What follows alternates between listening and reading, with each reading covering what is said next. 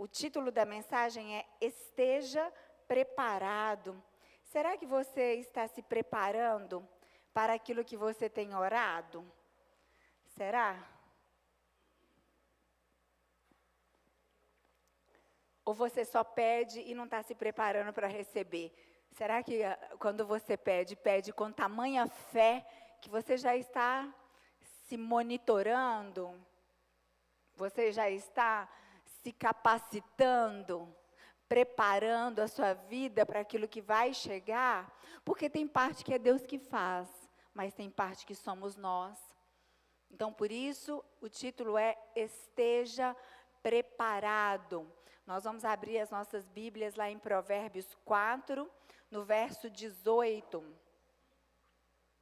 Mas enquanto então você abre sua Bíblia, você também fecha os seus olhos, curva a sua fronte e vamos falar com o Senhor. Pai querido, Deus de amor, nós estamos aqui, Senhor, completamente desejosos de Ti. Nós queremos mais, Senhor, e sabemos que o Senhor é uma fonte inesgotável. Nós queremos mais de Ti, queremos Te conhecer mais, queremos entregar mais de nós nas Suas mãos, queremos nos esvaziar das nossas preocupações, dos nossos medos e temores, e queremos ser preenchidos, Senhor, com a Tua verdade. Usa minha vida, Senhor, saca-me da Tua aljava e alcance o alvo proposto de eternidade a eternidade, no nome de Jesus. Amém. Provérbios 4, 18 diz assim: a vereda do justo é como a luz da aurora, da alvorada, que brilha cada vez mais até a plena claridade do dia. Por que essa palavra vem a calhar com o esteja preparado? Porque o preparo é algo gradativo. É como a vereda do justo. Começa com uma luz fraquinha, a luz da alvorada, e começa a clarear aos poucos.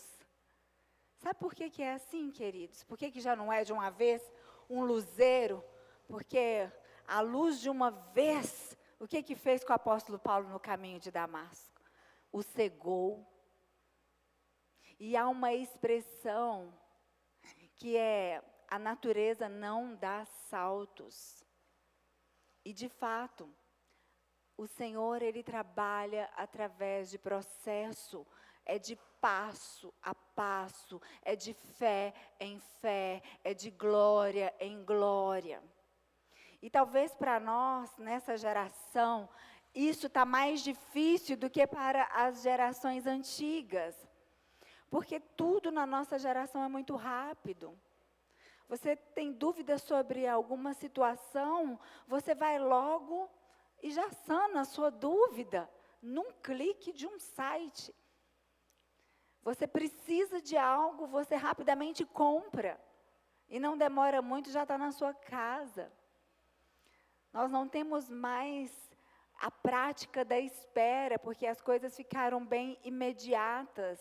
A tecnologia trouxe muitos favores, mas com eles, com facilidades, vieram complicações para a alma humana.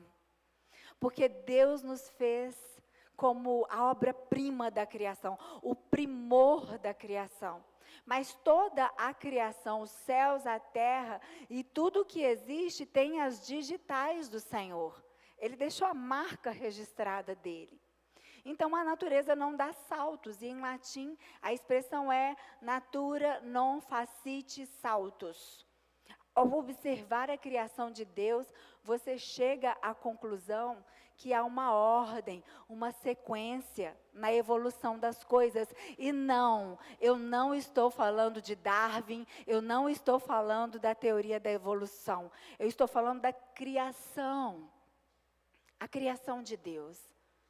Basta você olhar para um jardim, basta você cuidar de uma planta, basta você semear uma semente na terra. Tudo tem um tempo, um processo e requer cuidado, constância. Por que seria diferente conosco? A Bíblia nos ensina esse princípio tão crucial, sabe? Existe uma mudança gradual e contínua na natureza, sem interrupções abruptas. E isso significa que nós estamos em um processo de mudança, e esse processo acontece progressivamente. E o Espírito Santo está fazendo uma boa obra. Ele começou e ele a cumprirá, a não ser que nós venhamos a interromper.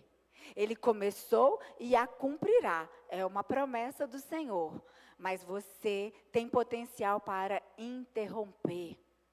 Quantas pessoas têm interrompido sonhos, chamados, planos? Quantas vezes pessoas abandonam a caminhada com Deus por não conseguirem esperar o tempo que é de Deus. A vida cristã, ela é progressiva, queridos. E Deus quer que provemos cada dia mais da sua presença. O livro de Isaías, nós vamos ver uma fortíssima experiência dele com Deus. E essa experiência foi um momento da vida dele, onde ele subiu um degrau. Eu creio que todos nós aqui queremos subir um degrau. E o Senhor falou que está no tempo. Tem gente que já quer subir vários, né? Aí tropeça, dá com o rosto no chão. E aí dá tudo errado, desmorona, porque é um de cada vez. Às vezes a pessoa não deu o próximo passo que Deus está falando e está orando, querendo lá o topo. Deus não vai atender essa oração. A palavra do Senhor diz que quando a gente pede e não recebe, é porque a gente pede mal. Aprenda este princípio. Aprenda. A Bíblia vai nos dizer, vamos para Isaías 6, de 1 a 8. Houve um impacto na vida do profeta, e isso fazia parte do próximo degrau. Olha só, Isaías 6, de 1 a 8. No ano em que o rei Uzias morreu, e eu vi o Senhor assentado num trono alto e exaltado, e a aba de sua veste enchia o templo. Acima dele estavam serafins, cada um deles tinha 6 asas, com 2 cobriam o rosto, com 2 cobriam os pés, com 2 voavam. E proclamavam uns aos outros: Santo, Santo, Santo é o Senhor dos exércitos, a terra inteira está cheia da sua glória. Ao som das suas vozes, os batentes das portas tremeram e o templo ficou cheio de fumaça. Então gritei: ai de mim, estou perdido, pois sou um homem de lábios impuros e vivo no meio de um povo de lábios impuros. Os meus olhos viram o Rei, o Senhor dos exércitos. Logo, um dos serafins voou até mim, trazendo uma brasa viva que havia tirado do altar com uma tenaz. Com ela tocou a minha boca e disse: veja, isso tocou os seus lábios, por isso a sua culpa será removida e o seu pecado será perdoado. Então ouvi a voz do Senhor conclamando: quem enviarei? Quem irá por nós? E eu respondi: eis-me aqui, envia-me a mim. Quando nós lemos os 5 capítulos anteriores desse livro, vemos Isaías combatendo o pecado alheio. Ele já se sentia enviado por Deus para combater o pecado da nação, mas ele ainda não tinha recebido uma experiência. Essa experiência que ele teve aqui em Isaías 6 foi algo muito mais profundo. Eu creio que foi tão individual, que se tivesse outra pessoa com ele ali, não teria visto o que ele viu, não teria experimentado o que ele experimentou. Foi um degrau na vida do profeta, porque era necessário para o chamado dele, que ele pudesse ir além. Só que percebe que para ele ir além no espiritual, precisou acontecer algo no natural. É interessante ver que ele foi justamente na morte do rei. A morte do rei Uzias foi um marco para ele. Quando provamos mais de Deus, passamos a enxergar ainda aquilo que nós precisamos. Então, a morte do rei parece que levou aquele homem num quebrantamento, numa entrega diferente de antes. No ano em que morreu o rei Uzias, o que levou o profeta a fazer essa referência? Isaías recebeu um toque purificador em seus lábios, e foi justamente o lugar onde ele reconheceu a sua falha. É interessante ver que nesses passos que são dados, no nosso crescimento progressivo, na nossa mudança constante, Deus sempre vai tocar aonde a gente precisa de ser santificado. Vai doer, mas você vai saber, essa dor não vai ser desperdiçada. Essa aflição, essa tristeza, essa necessidade, sabe, esse desafio que você está enfrentando, tem um propósito nisso. O luto que Isaías sofreu foi usado por Deus, havia um propósito naquilo. E esse propósito era de acordo também com o chamado. Isaías podia apenas ter dito em que ano do reinado estava acontecendo. Na verdade, o rei nem era mais Uzias, era Jotão, o filho dele. Porque Uzias saiu do trono antes de morrer. Ele ficou leproso, ele ficou enfermo, ele teve que ser retirado do convívio das pessoas. Por que será? E Isaías estava tão conectado com ele, que ele menciona o ano da morte do rei Uzias. Isaías, então, nós vamos entender aqui, que não se tratava apenas de um referencial no calendário dele. A morte de Uzias tinha um impacto importante para esse ensino que nós vamos receber hoje. Porque Isaías profetizou durante 4 reis. Reinado de 4 reis. Uzias foi o primeiro deles, o que nos faz concluir que nessa época, Isaías era bem jovem. Então, na condição de jovem, provavelmente, Isaías começou a admirar o rei Uzias, mas na superfície. Ele não conseguiu ir além daquilo que os olhos viam. Ele não conseguia fazer um raio-x, porque não se engane, queridos, a vida nos ensina. Jovens, ouçam seus pais. Eu não sei, nós vamos fazer 10 anos, fizemos, dia 6 de junho, 10 anos de ministério pastoral.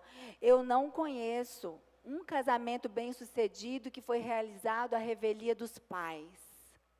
Quando seu pai e sua mãe não aprovam um namoro, ouça-os, não prossiga, não dá certo. Porque os pais já têm uma visão mais avançada, a maturidade da vida nos traz um aprendizado.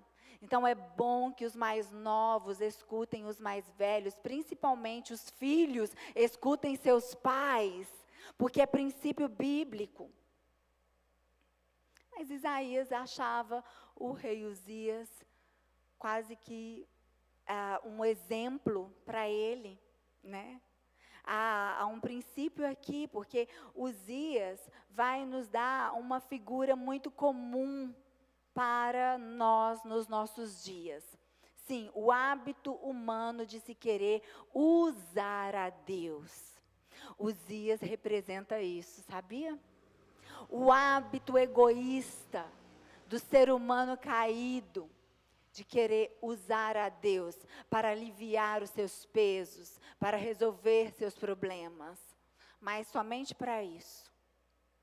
O ser humano não convertido, ele só busca a Deus para isso. A conversão se dá quando você começa a amar a Deus. Por isso a Bíblia diz que todas as coisas cooperam para o bem daqueles que amam a Deus e que foram chamados segundo o seu propósito. Porque aquele que ama a Deus, ele pode estar cheio de necessidade, cheio de problema. Ele esquece dos problemas e ele persevera em servir ao Deus que ele ama. Uzias simboliza esse comportamento que nós vemos nos nossos dias. Está denunciado aí. O Espírito Santo está denunciando. Desde o primeiro capítulo deste livro, o hábito humano de querer usar a Deus como um trampolim para você receber aquilo que deseja. Aí eu quero chegar no topo. Então, para mim é muito difícil o próximo degrau, porque eu quero usar a Deus. Normalmente, quem quer tudo muito rápido, usa também as pessoas. Quer usar a Deus e sai atropelando as pessoas. Eles olham para as pessoas e só o que eles veem é network. É uma oportunidade. Já viu gente assim? No trabalho se aproxima, muito amigo, mansinho. Conseguiu o que queria, virou as costas, já vai para o próximo. Sempre tem uma vítima na mira. Porque ele usa as pessoas e ele usa a Deus. Mas a palavra diz que de Deus a gente não zomba. A figura do rei Uzias é isso. Sabe, sem um forte senso de compromisso, sem uma aliança com Deus, você vai passar pelo que Uzias passou. Ele começou corretamente, mas depois demonstrou o que estava de fato no coração dele. Vamos para a 2 Crônicas, segundo livro de Crônicas, capítulo 26, versículo 4 a 5. Ele fez o que o Senhor aprova, tal como o seu pai Amazias. Ele buscou a Deus durante a vida de Zacarias, que o instruiu no temor de Deus. E enquanto buscou ao Senhor, Deus o fez prosperar. Que tremendo. É aqui que a gente vai denunciar a teologia da prosperidade. Porque o nosso Deus é Deus de prosperidade. Mas o engano do inimigo entra exatamente aqui. Deus prospera, claro que Ele prospera. Ele é o dono do ouro, da prata. E Ele tem planos para realizarem aqui, e nesse mundo, nós precisamos do ouro e da prata, nós precisamos de recursos para fazer as coisas acontecerem. Mas uma coisa é a prosperidade de Deus debaixo da aliança. Outra coisa é você buscar a prosperidade como alvo da sua vida sem ter aliança.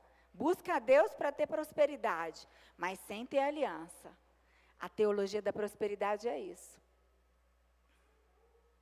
É engano do inimigo. Foi Deus, por exemplo, o sexo, foi Deus que fez. Uma maravilha, debaixo da aliança. É de Deus, é bênção, fortalece. Agora, fora da aliança, entra o engano do inimigo. Traz todo tipo de maldição, problema. Porque é algo que está atrelado à aliança. A prosperidade é isso. A prosperidade debaixo da aliança não traz peso nem dor, mas te alavanca para o alvo do Senhor. Então o texto bíblico diz que Uzias foi maravilhosamente próspero. Ele foi ajudado pelo Senhor até que se tornou forte. Vamos para o versículo 15? Até que se tornou forte. Ficou muito forte.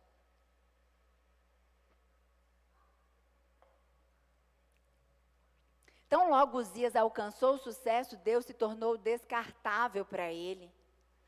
Em Jerusalém, construiu máquinas projetadas por peritos para serem usadas nas torres e nas defesas das esquinas.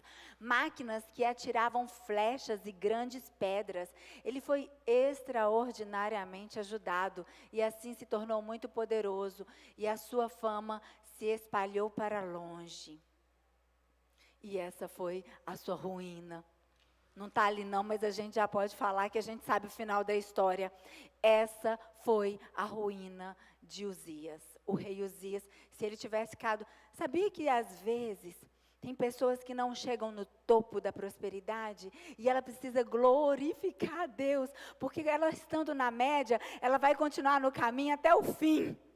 Que Deus sabe que se colocar muita coisa na vida dele, vai acontecer que nem o rei Uzias. Por isso que a gente tem que dar glória a Deus em tudo. Ele sabe o que é melhor para nós. Ele conhece o nosso coração. Ele conhece a nossa história por completo. Seja grata a Deus por tudo. Talvez você não está rico e tão próspero como você gostaria, para que você não perca a sua salvação, para que você não morra. Ele morreu leproso, completamente segregado, humilhado. Isso acontece porque o ser humano é egoísta por natureza. Sua carne o leva a pensar somente em si mesmo. A maior maldição que foi lançada na terra foi exatamente essa. O ser humano carrega o peso de si mesmo.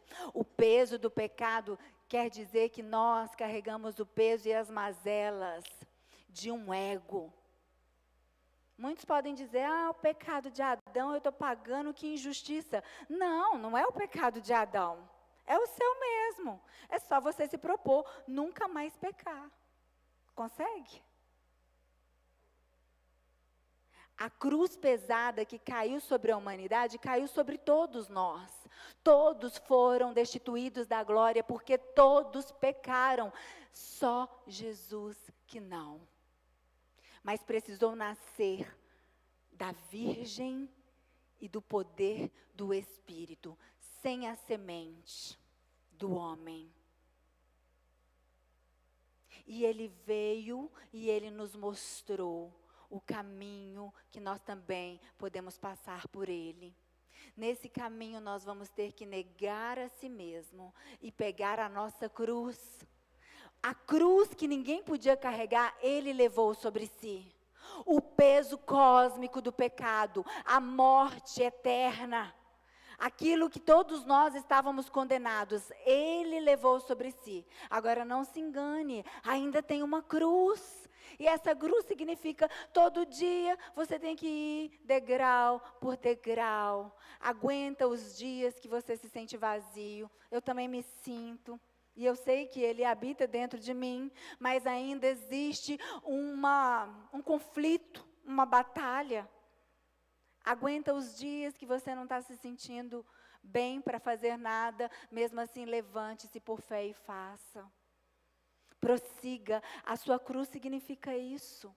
Aceite aquilo que te é proposto por Deus. Diga não à sua carne, prossiga em fé. Quantas pessoas chegam à igreja porque precisam de uma restauração familiar, porque precisam de uma restauração financeira, porque precisam de uma cura na sua saúde, precisa de ficar liberto. Tem problema não, veio no lugar certo. Eu não gosto de chamar a igreja de hospital, porque eu não vejo ninguém no hospital lutando e fazendo coisas, edificando. Né? A igreja tem um hospital. A gente precisa enxergar a igreja como um exército. Você vai lá no exército, dentro do exército tem hospital? Tem. Dentro do exército tem enfermeiro? Tem. Tem médico? Tem. Mas a igreja não é hospital, não.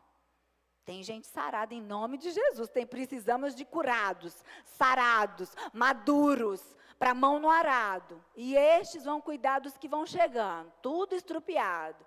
Cheio de rajada de bala, cheio de problema. E Deus conta conosco. Agora, aquele que só quer receber a solução do problema, Deus nunca vai poder contar com ele, concorda? Ele vem, usa e vai. Ele vem, usa e vai. Isso não é aliança. Quando pessoas assim chegam, a gente pode entender que a mentalidade precisa ser transformada, senão não vai acontecer a mudança que precisa. Sabe? Nós precisamos aprender essas verdades. Iremos falhar, veremos outros falhando. É preciso confrontar o coração com a verdade da palavra. Isaías confrontava os outros até ter uma revelação de Deus. Na hora que ele teve a revelação de Deus, ele enxergou o pecado dele. Essa é a parte mais madura. Como que você sabe que você está cheio do Espírito? Que você é um componente do exército que Deus pode usar? Quando você consegue ver os seus defeitos, as suas falhas. Quanto mais próximo da luz, mais você vai ver aquilo que está oculto. Quem mais se arrepende não é quem mais está longe de Deus, é quem mais está próximo. A gente vai se aproximando e vai vendo as nossas mazelas. Vamos para a primeira carta de Pedro, no capítulo 1, de 7 a 9. Redobre a sua atenção, estamos caminhando para o final da mensagem. Assim acontece para que fique comprovado que a fé que vocês têm, muito mais valiosa do que o ouro que perece, mesmo que refinado pelo fogo, é genuína e resultará em louvor, glória e honra quando Jesus for revelado. Mesmo não o tendo visto, vocês o amam e, apesar de não o verem agora, creem nele e exultam com alegria indizível e gloriosa, pois vocês estão alcançando o alvo da sua fé, a salvação das suas almas. Ninguém chega e já num breve tempo com o Senhor já está em uma profundidade. Claro que cada um tem seu tempo. Tem pessoas que ali, logo no tempo do primeiro amor, como neófitos, já têm experiências e Deus já começa a usar tremendamente. Mas ainda assim a Bíblia nos alerta que é necessário sim respeitar o tempo do leitinho espiritual e aí gradativamente uma comida mais robusta, com mais substância. Você não pode ficar paralisado no leitinho, mas também você já não pode pular etapas, porque é de passo em passo. Você está vivendo agora numa parte da sua jornada. Você precisa identificar. Talvez Deus está te chamando, olha, agora você tem que dar esse passo. E você mesmo está impedindo o seu crescimento espiritual, por não querer subir o degrau. Porque sempre que nós formos convocados a subir um degrau, nós também seremos chamados a uma renúncia. É assim, é proporcional, tá? É um degrau acima e uma renúncia abaixo. É assim que funciona, porque quando a gente renuncia, a gente está vencendo a nossa carne.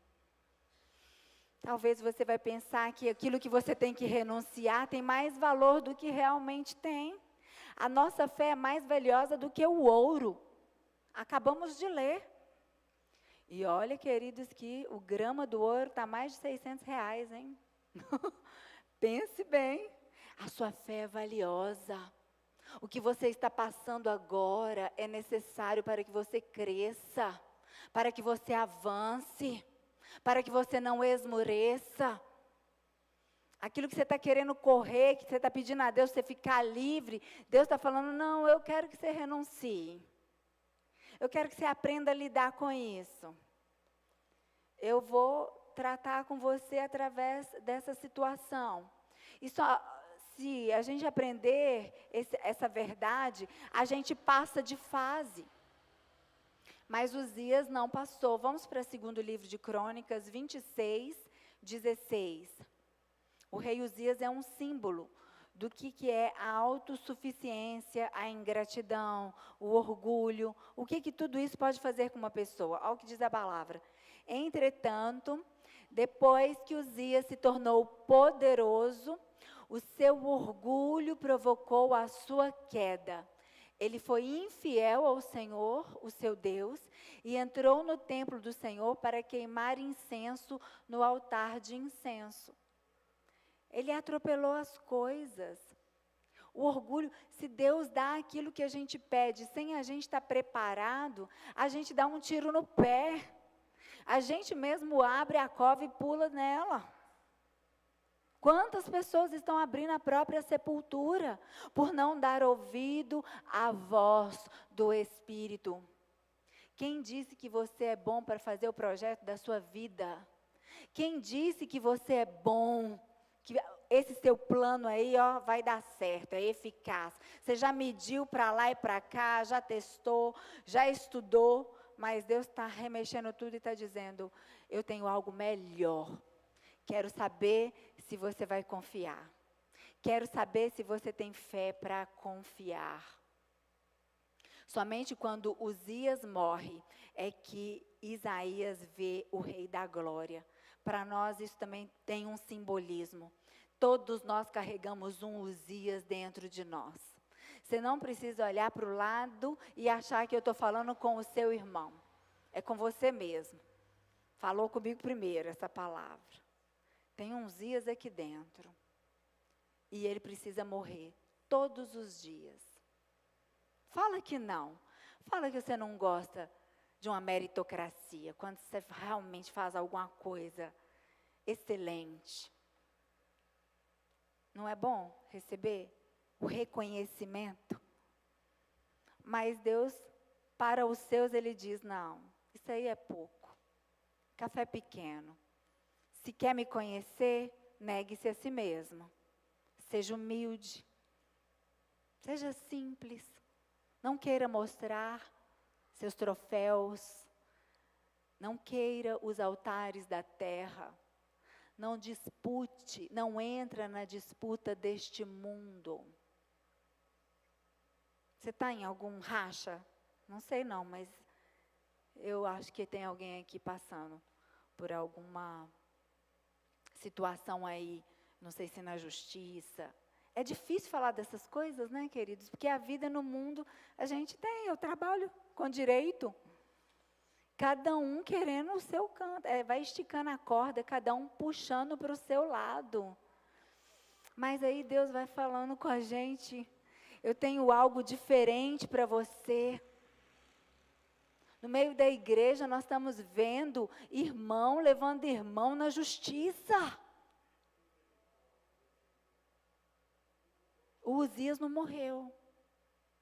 Mas na hora que o Uzias morre, o Rei da Glória aparece. Na hora que o rei na carne, o rei carnal, o rei natural, Uzias era um rei, estava sentado num trono.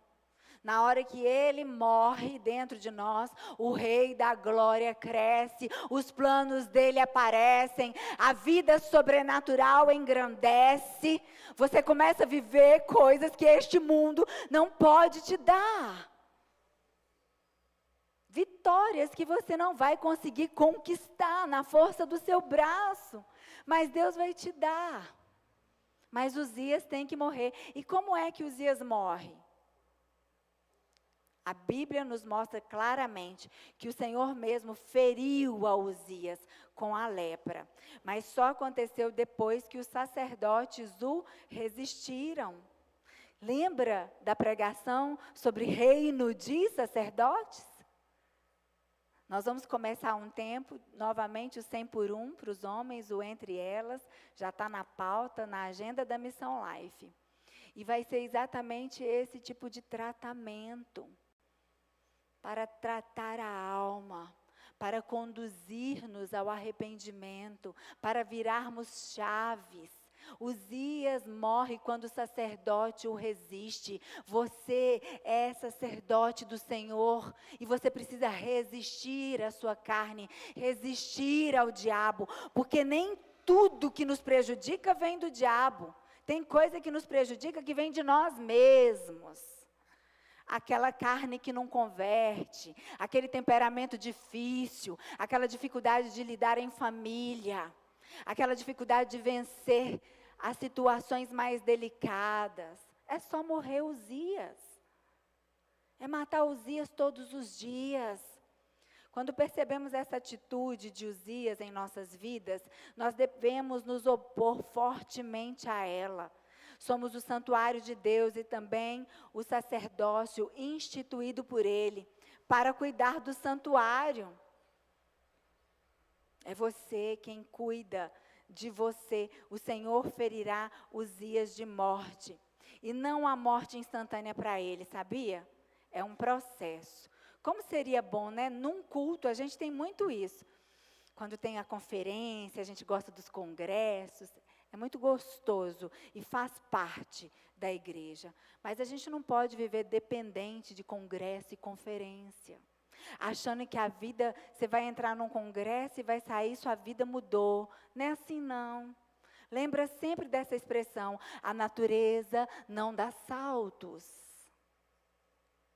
Vão ser suas decisões cotidianas. Para de buscar alguém que vai virar a sua chave aí dentro, é você mesmo que vai virar. Porque não tem mais mediador entre você e Deus, é só Jesus. Não tem mais homem nem mulher para fazer aquilo que você pede, é só Jesus. É a sua busca, é a sua renúncia, é a sua decisão todos os dias. Há um processo de quebrantamento, de rendição, de humilhação. Nós vamos ter também um tempo, vai orando, porque Deus quer fazer coisas maravilhosas no nosso meio. Mas nós precisamos avançar nesse processo. Um tempo de louvor e adoração, busca. Você já teve experiências assim? Sair um pouco desse formato, que você está ali, você já sabe que você vai louvar, são 4, 5 louvores, daí a pouco você já está ansioso, que a palavra, e a palavra já deu 30 minutos, você já bebeu umas 4 águas, já levantou, já foi umas 2 vezes no banheiro. Você consegue avançar um pouco? Deus está querendo chamar um tempo de adoração ininterrupta, de busca. De falar assim, podem ir, e as pessoas não irem, quererem mais, querer beber da fonte, sair dessa atmosfera, entrar num outro lugar. Ei, nós pertencemos ao reino de Deus que está numa outra dimensão. Sair dessa dimensão tem que ser algo comum para nós. Não dá para a gente viver aqui na carne muito mais do que no espírito. Deus quer nos elevar para aquilo que Ele tem para nos entregar. Uzias tem que morrer. Há um processo que não é automático. Vamos para o Salmo 90, verso 12. Ensina-nos a contar os nossos dias, para que o nosso coração alcance sabedoria. Eu acho interessante que a Bíblia, a gente tem mania de contar os anos, né? A virada de ano, então, a gente acha importantíssimo aquilo ali. Quando a gente faz aniversário. Mas Jesus não nos ensinou isso. Jesus nos ensinou a contar os dias. A cada manhã as misericórdias dele se renovam. A volta dele é chamado do dia do Senhor. A cada dia você tem que lembrar que é a sua oportunidade exclusiva com Deus. Ele pode ser o seu último. No reino de Deus não existe promessa sem processo. Toda colheita exige preparação. E toda manifestação do céu exige um terreno pronto para recebê-la. Então você tem que estar pronto para receber o que você está pedindo. Tem gente que desgasta muito tempo pedindo e quase nada se preparando. Tem parte do preparo que é você. Tem outra que realmente é Deus. Tem coisa que a gente pode falar, Deus, isso eu não consigo. E Ele sabe disso. Mas tem parte que é você. Preparem o caminho do Senhor, endireitem as veredas para Ele. Você está orando por um novo tempo? Mas está se movendo como quem ainda vive lá no que é velho? Então não faz sentido, não é inteligente você querer um resultado diferente fazendo as mesmas coisas, tratando as pessoas do mesmo jeito, tratando os mais próximos, os que te amam, com desprezo. Você não vai alcançar um resultado diferente deste que você está colhendo. Tem que mudar a natureza da semente. Você quer portas abertas? Então cultive honra, obediência.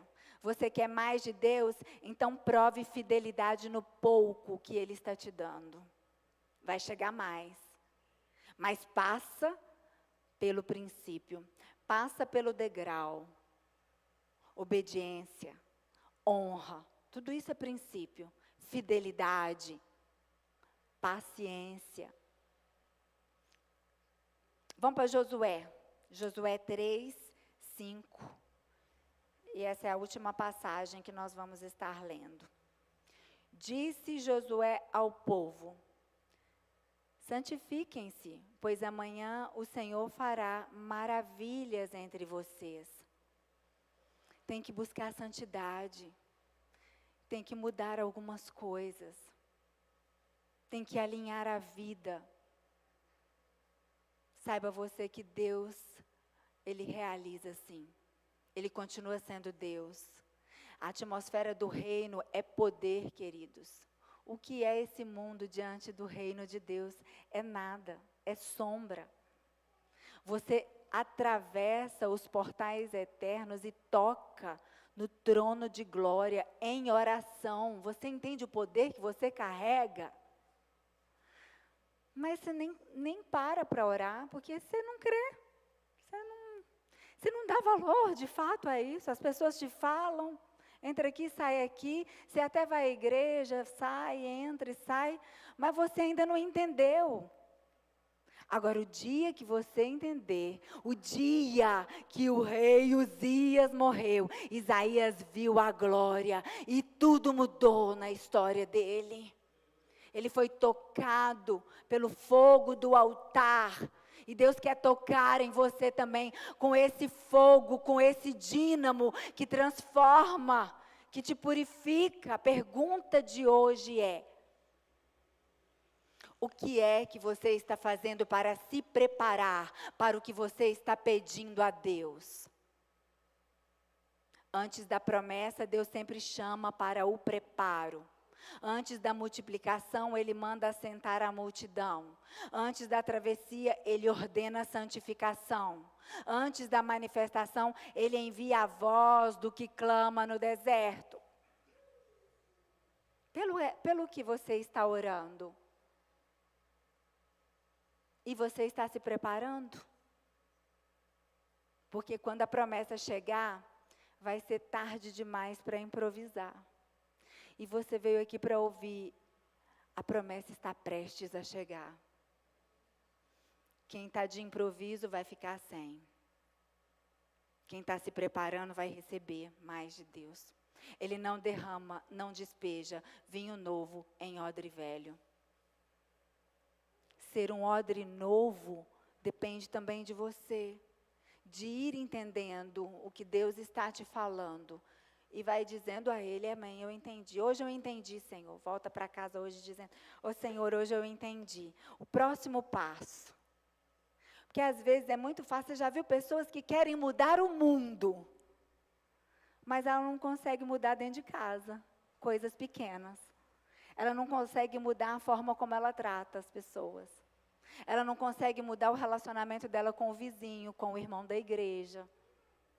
Mas quer mudar as mazelas do mundo, porque é mais fácil você pensar em fazer coisas grandiosas que você não pode, do que fazer aquilo que você pode. É muito estranho isso, né? É muito contraditório, mas é próprio da natureza caída.